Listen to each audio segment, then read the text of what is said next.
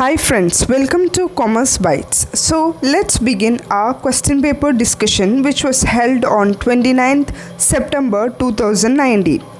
Okay. Who among the following proposed the taxonomy of affective domain? Options are option A, Bloom, option B, Krathwohl, and option C, Dave, and option D, Simpson. Okay, here we have the option B as the correct answer, Krathwohl as the correct answer for the person who proposed the taxonomy of affective domain. ഈ first ഓപ്ഷൻസിലെ ഈ മൂന്നെണ്ണം important ആണ്, which is Bloom, Krathwohl and Dave. We will be discussing these three now. And Simpson നമ്മൾ ഒന്ന് distract ചെയ്യിക്കാൻ, നമുക്കൊരു confusion create ചെയ്യാൻ വേണ്ടിയിട്ടാണ് ആ ഒരു പെർട്ടിക്കുലർ ഓപ്ഷൻ അവിടെ തന്നിരിക്കുന്നത്. Okay, so let's move to option A and let's discuss what is Bloom's taxonomy. Okay, Bloom's taxonomy is a set of three hierarchical models used to classify the educational learning objectives into the level of complexity and specificity. Okay, നമ്മൾക്ക് ആവശ്യമായ രീതിയിൽ 3 ആയിട്ട് അവർ divide ചെയ്തിട്ടുണ്ട്. In the basis of cognitive ആയിട്ടും effective ആയിട്ടും അതുപോലെ sensory domain ആയിട്ടും 3 ആയിട്ടാണ് സ്പ്ലിറ്റ് ചെയ്തിരിക്കുന്നത്. Okay, let's check it out in detail. Okay, നമുക്ക് ടോട്ടലായിട്ട് 3 സെക്ഷനായിട്ടാണ് പറഞ്ഞിരിക്കുന്നത്, cognitive, effective and sensory, right? So നമുക്ക് ഫ്രം ദ ടോപ്പസ്റ്റ്, ഞാനിപ്പോൾ സ്ക്രീനിൽ അതിൻ്റെ ഒരു പിക്ചർ കാണിക്കാം ഫ്രം ദ ഗൂഗിൾ. ഓക്കെ, ഒരു ട്രയാങ്കുലർ ഷേപ്പിലാണ് നമ്മൾ അതിൻ്റെ ആ ഒരു പിക്ചർ ഡിനോട്ട് ചെയ്യുന്നത്.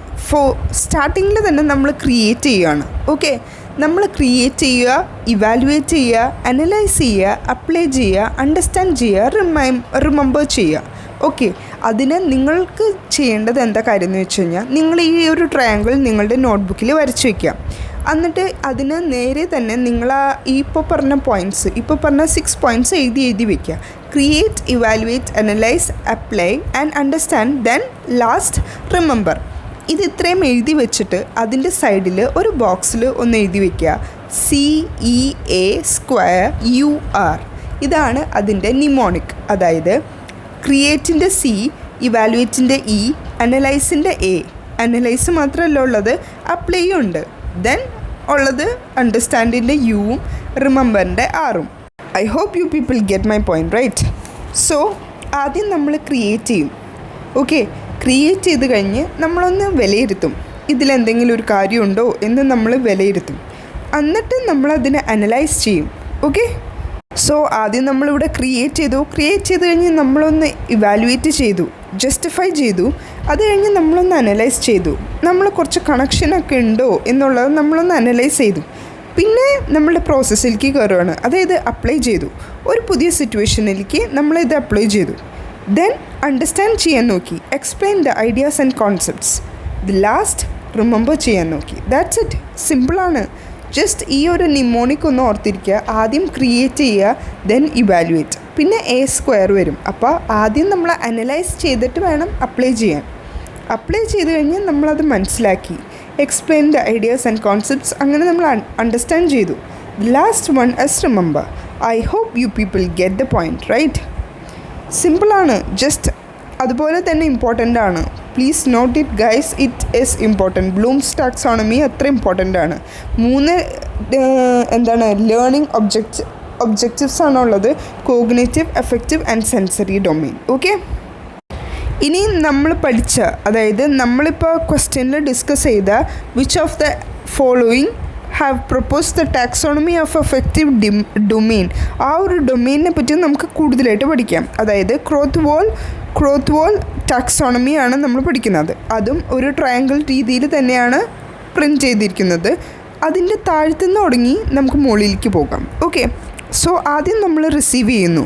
Receiving, responding, valuing, organizing and categorization by value set. ആദ്യം നമ്മൾ റിസീവ് ചെയ്ത് കഴിഞ്ഞ് നമ്മൾ റെസ്പോണ്ട് ചെയ്ത് കഴിഞ്ഞു നമ്മളൊന്ന് വാല്യൂ ചെയ്തു, പിന്നെ organization. Okay, the next one is categorisation.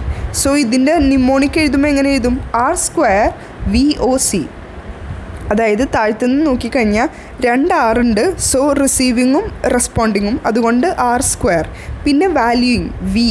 Then ഓർഗനൈസേഷൻ്റെ O. The last one is categorization. So, my dear students, please note that Bloom's taxonomy എന്ന് പറയുമ്പോൾ നിങ്ങളുടെ മൈൻഡിലേക്ക് എന്താ വരേണ്ടത്? നിങ്ങളുടെ മൈൻഡിലേക്ക് വരേണ്ട നിമോണിക് എന്താണ്? CEA²UR. B കഴിഞ്ഞിട്ട് C. അങ്ങനെ ചിന്തിച്ചാൽ മതി. ഓക്കെ. അതുപോലെ തന്നെ ഇപ്പോൾ ക്രോത്ത്വോൾ ടാക്സോണമി വന്നു കഴിഞ്ഞാൽ നിങ്ങളുടെ മൈൻഡിലേക്ക് എന്താണ് വരേണ്ടത്? R²VOC. ഓക്കെ. ഇതാണ് നിങ്ങളുടെ മൈൻഡിലേക്ക് വരേണ്ട രണ്ട് mnemonics. Okay, I hope you people get my point. Do you find it easy? Just pop on your like button if you like this video. Okay, so ഞാൻ ജസ്റ്റ് ഒരു പിക്ചർ തരാം. അതായത് what is effective domain taxonomy എന്ന് പറഞ്ഞു കഴിഞ്ഞാൽ it includes learners behaviour indicating attitude, awareness, attention, concern, interest and responsibility. ഇങ്ങനെ കുറച്ച് ലേണേഴ്സിൻ്റെ ബിഹേവിയേഴ്സ് ഇൻഡിക്കേറ്റ് ചെയ്യുന്നതാണ് എഫക്റ്റീവ് ഡൊമെയിൻ ഓഫ് ടാക്സോണമി എന്ന് പറയുന്നത്. Okay, often assist by the learners ability to listen and respond in the environment and by attitudes and values appropriate for the field of study. അതായത് ആ കുട്ടികൾക്ക് അത് ശ്രദ്ധിക്കാൻ പറ്റുന്നുണ്ടോ, അതുപോലെ തന്നെ റെസ്പോണ്ട് ചെയ്യാൻ പറ്റുന്നുണ്ടോ, അതിനെയാണ് കൂടുതൽ ഫോക്കസ് കൊടുക്കുന്നത്.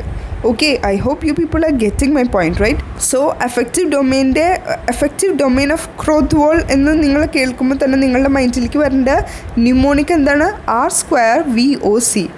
R² എന്ന് പറയുന്നത് ആദ്യം നമ്മൾ റിസീവ് ചെയ്യും. ഓക്കെ, ഒരു കോൾ വന്ന് നമ്മൾ റിസീവ് ചെയ്യും.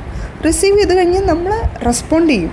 എന്താണോ അവർ ചോദിക്കുന്നത് എന്ന് ചോദിച്ചാൽ നമ്മളത് റെസ്പോണ്ട് ചെയ്യും. ഓക്കെ, റെസ്പോണ്ട് ചെയ്ത് കഴിഞ്ഞിട്ട് ഇതിപ്പോൾ എന്തിനാണ് അവർ വിളിച്ചത് നമ്മളൊന്ന് വാല്യൂ ചെയ്യും. ദെൻ ഓർഗനൈസേഷൻ, നമ്മളൊന്ന് ജസ്റ്റ് നമ്മളുടെ പാരൻസിനോടും അപ്പനോടും അമ്മേനോടും അതേ ഇങ്ങനെ കാര്യം വിളിച്ചിരുന്നു, ഇങ്ങനെ കുറച്ച് കാര്യങ്ങളൊക്കെ ചോദിച്ചു, അത് നമ്മൾ ഡിസ്കസ് ചെയ്തു. അപ്പോൾ ഒരു ഓർഗനൈസേഷൻ. പിന്നെ നമ്മൾ കാറ്റഗറൈസ് ചെയ്യാൻ തുടങ്ങി. എന്തിനാണ് അവർ വിളിച്ചത് ഒന്ന് ഇവാലുവേറ്റ് ചെയ്യാൻ തുടങ്ങി. Okay, that's it. നിങ്ങളെപ്പോഴും പഠിക്കുമ്പോൾ സിമ്പിളായിട്ട് എന്തോരം നമുക്ക് സിമ്പിളാക്കാൻ പറ്റുമോ അത്രയും സിമ്പിളായിട്ട് പഠിക്കാം. Okay, I know I am taking so much of time. I am taking so much of your precious time of studying. But നിങ്ങളെൻ്റെ ക്ലാസ് ക്ലിയർ ആയിട്ട് ശ്രദ്ധിച്ചിരുന്ന് പഠിച്ചു കഴിഞ്ഞാൽ you people won't have a review. നിങ്ങൾക്ക് അതിൻ്റെ ഒരു ആവശ്യം വരില്ല എന്ന് എനിക്ക് പ്രോമിസ് ചെയ്യാൻ പറ്റും. Okay, so now let's discuss on Dave's 5 level of motor skills. Okay, so Dave's 5 level of motor skills represents different degree of competence in performing a skill. ഒരു സ്കില്ല് നമ്മൾ പെർഫോം ചെയ്യുമ്പോൾ നമുക്ക് ഡിഫറെൻറ്റ് ഡിഗ്രീസ് ഓഫ് കോമ്പറ്റീറ്റൻസ് ഉണ്ടാവും. ആ ഒരു different degree of കോമ്പറ്റീറ്റൻസിനെ explain ചെയ്യുന്നതാണ് Dave's taxonomy അല്ലെങ്കിൽ Dave's 5 level of motor skills എന്ന് പറയുന്നത്. It captures the level of competence in the stages of learning from the initial exposure to the final mastery. അതായത് ഈ ഒരു ഡേവ്സ് ടാക്സോണമിയിൽ explain ചെയ്യുന്നത് ലെവൽ ഓഫ് കോമ്പറ്റീറ്റൻസ്, നമ്മൾ ഏതൊരു ലെവലിൽ നിന്നാണ് നമ്മളിങ്ങനെ പയ്യെ മുകളിലത്തെ ലെവലിലേക്ക് എത്തുന്നത്, ആ ഒരു പ്രോസസ്സിനെയാണ് ഡേവ്സ് ടാക്സോണമിയിൽ എക്സ്പ്ലെയിൻ ചെയ്തിരിക്കുന്നത്. ഓക്കെ, ഇമിറ്റേഷനാണ് അതിലെ ഏറ്റവും simplest level, while naturalisation is the most complex level. ഇതുപോലെ തന്നെ നമ്മളിപ്പോൾ ബ്ലൂംസിൻ്റെയും കാത്രോളിൻ്റെയും ഡിസ്കസ് ചെയ്ത പോലെ തന്നെ ഡേവ്സിൻ്റെയും നമ്മളൊരു ട്രയാങ്കിൾ ഷേപ്പിലാണ് ഡിനോട്ട് ചെയ്യുന്നത്. അതിൻ്റെ ഉള്ളിൽ ഇപ്പോൾ താഴ്ത്തുനിന്ന് വരാം. ഫസ്റ്റ് ഇമിറ്റേഷൻ മീൻസ് ദാറ്റ് നമുക്കറിയാം എന്താണ് ഇമിറ്റേഷൻ എന്നുള്ളത്. മറ്റുള്ളവരെ നമ്മൾ ഇമിറ്റേറ്റ് ചെയ്യുന്നത്. Learning by watching and imitating action. The next one manipulation എന്ന് പറയുമ്പോൾ action performed through memorization or following the direction. നമ്മൾ ഓർത്തെടുത്ത് ചെയ്യുന്നതോ അല്ലെങ്കിൽ മറ്റൊരാളുടെ ഒരു ഡിറക്ഷൻ വെച്ച് നമ്മൾ ചെയ്യുന്ന ആ ഒരു പ്രോസസ്സിനെയാണ് മാനിപ്പുലേഷൻ എന്ന് പറയുന്നത്. Okay, the next one is precision in the sense the performance become more exact and the actions are more precise. നമ്മൾ കറക്റ്റായിട്ട് ചെയ്യാൻ ശ്രമിക്കുകയാണ്, കറക്റ്റായിട്ട് പ്രിസൈസായിട്ട് ക്ലിയർ ആയിട്ട് ചെയ്യാൻ ഉദ്ദേശിക്കുന്നു. ഫസ്റ്റ് നമ്മൾ ഇമിറ്റേറ്റ് ചെയ്തു, ദെൻ മാനിപ്പുലേഷൻ നടത്തി, and now we have precise it. നമ്മളൊന്ന് ചെറുതാക്കി, ഒന്ന് ഷോർട്ട് ആൻഡ് ക്രിസ്പാക്കി. The next one is articulation. Articulation in the sense means that several skills can be performed together in a harmonious way. പലതരം സ്കില്ലുകൾ നമ്മൾ ഒരേപോലെ കൊണ്ടുപോകാൻ നോക്കുന്നു. ആ ഒരു രീതി, ആ ഒരു ഹാർമോണിയസ് വേനെയാണ് ആർട്ടിക്കുലേഷൻ എന്ന് സ്പെസിഫൈ ചെയ്യുന്നത്. At last the ടോപ്പസ്റ്റ് that is naturalization, high level of performance achieved with the action becoming the second nature. High level of performance achieved, നമ്മൾ അത്ര ഹൈ ലെവലായിട്ടുള്ള പെർഫോമൻസ് ആണ് അച്ചീവ് ചെയ്തത് with action becoming the second nature. ആക്ഷൻസിനെ പിന്തള്ളിക്കൊണ്ട് നാച്ചുറലൈസേഷനാണ് കൂടുതൽ importance. So ഇതിൻ്റെ ഒരു നിമോണിക് പാറ്റേൺ വരുമ്പോൾ IMPAN, I am pen, I am pan, I am pan. Just ഒന്ന് നോട്ട് ചെയ്തോളൂ. IMPAN, imitation, manipulation, precision, articulation and naturalization. That's all for now. Let's see in the next video. Till then, work hard and study well. That's all. Thank you.